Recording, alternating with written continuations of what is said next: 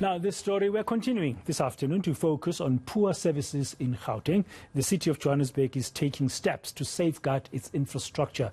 This after City Power security personnel have been targeted. Now, for more on this, let's speak to Michael Sun, the city's MMC for Environment and Infrastructure. Good afternoon, Mr. Sun, and thank you very much for your time. Just a short while ago, my colleague Mangoba Mkhunu was reporting to us from one of the locations in and around Johannesburg where there's been yet another cable theft that's affecting power supply to a semi-industrial area of Johannesburg. Yet again, another outage.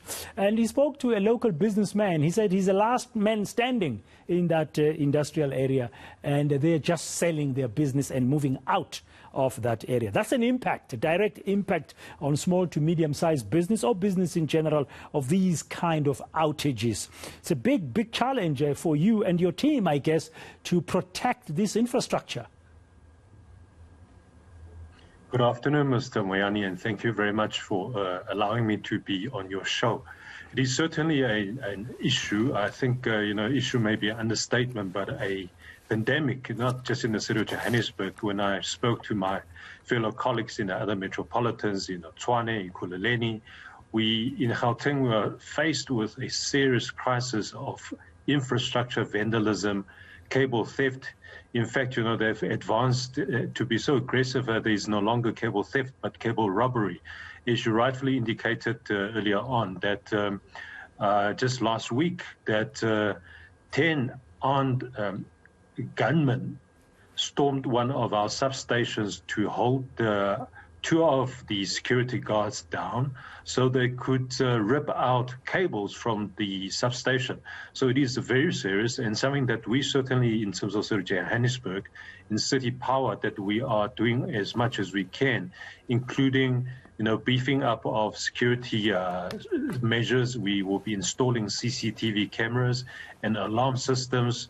We are also working with community policing forums and patrollers to ensure that we not only have security services deployed, but we also have the community assisting us. Is it time to adopt a zero tolerance to such crimes? I mean, City Power personnel have been physically harmed. Absolutely. It's really devastating to hear that two of the security guards were shot, even though they're not, internal security guards of City Power, but we still feel that this is wrong. This kind of senseless killing of the security guards is absolutely unacceptable.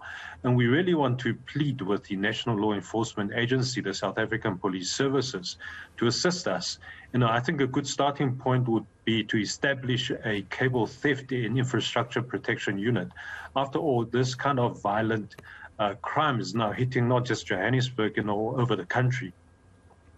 What kind of steps are you in the short term taking or implementing or putting into place as the City of Johannesburg, Mr. Sun, as a way of trying to do your bit in protecting this vital infrastructure? Yes. So the first thing we are taking is that we obviously improve the security details. As you can understand that, we now need at least 2 security guards guarding substations. We will be patrolling the hotspots where cables are known to be dug out of the ground and stolen. So those are the increased security measures.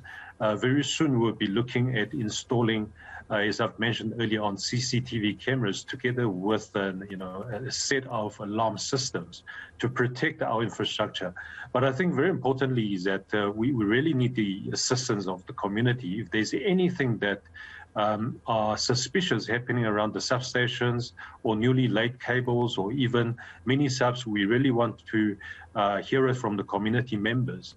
The one other thing that we also want to perhaps make a recommendation to the South African Police Services is to start to look at the scrap yards, those second-hand metal dealers around those hotspots, to ensure that when these suppliers walk into their business and all of a sudden have hundreds of kilograms of copper wires for sale, those must be investigated. And we certainly think that there will be a lot of information, intelligence to assist the police in combating cable theft in the city.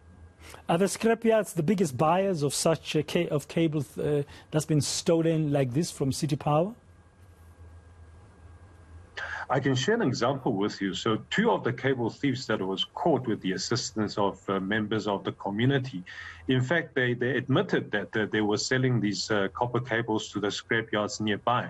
Well, of course, if it was not caught red-handed, it's very difficult to know where these are being disposed of. But certainly, I think a good starting point would be the second-hand metal dealers. I'm not saying that all of them deal in suspicious copper wires, but certainly if they come across people wanting to sell copper wires, some are very obvious. We had street light poles cut up, dragged across the community neighborhood to be sold to the scrapyard. So if there's anything of sort, certainly we would expect the scrapyard dealers to call the police and let them investigate. I guess the collaboration with the police, as you said, is going to be important, but the response time, because it's one thing for the community to try and do its part, but then by the time you phone the police, they take too long to come and make an arrest of a suspect. That is a challenge, and this is why we have our own internal risk management unit within City Power. Of course, the City of Johannesburg, we've got the Group Forensic Investigation Services headed by General Shadrack Sipia.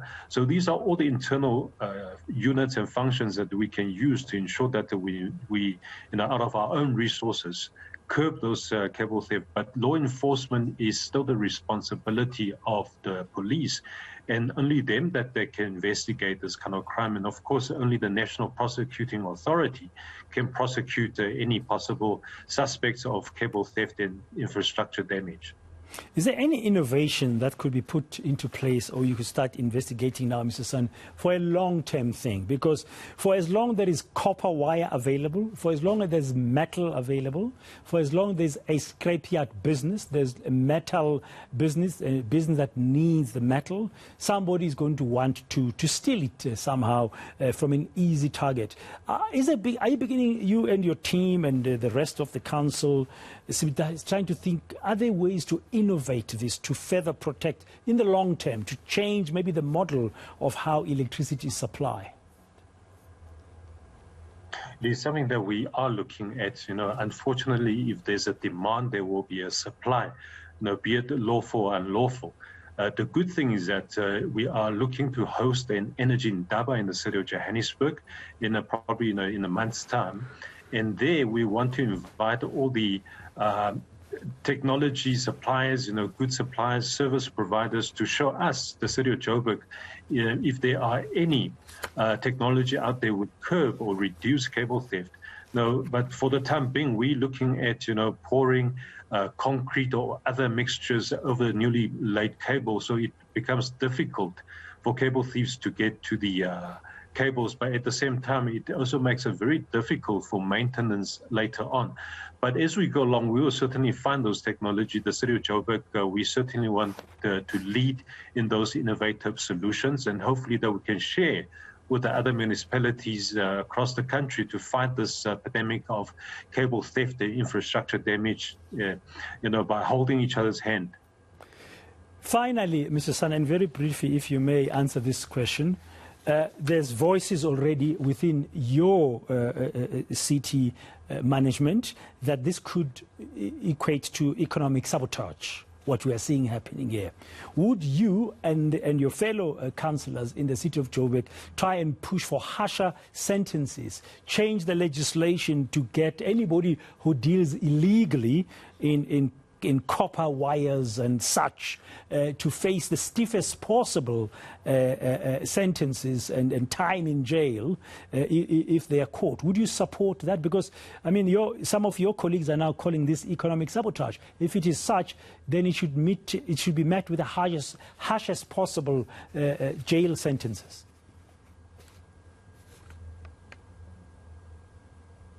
Absolutely. I think then it's not just the cost of replacing those stolen cables, but the production downtime and the economy loss that our customers and residents and businesses have to suffer is beyond measure. Certainly, there's an element of sabotage. If you look at 2016 when the city's coalition government took over, there was a similar pattern of damage to infrastructure, cutting of cables. And it's not just for economic gain. And certainly, there are forces at play to ensure that we can't deliver uninterrupted service. But I think, together with a amendment in legislation, with a harsher sentences imposed on those kind of infrastructure damage, vandalism, and cable theft, it would certainly deter those wannabe criminals. Thank you very much, Mr. Michael Son, MMC here for the environment and infrastructure in the city of Johannesburg. Still ahead.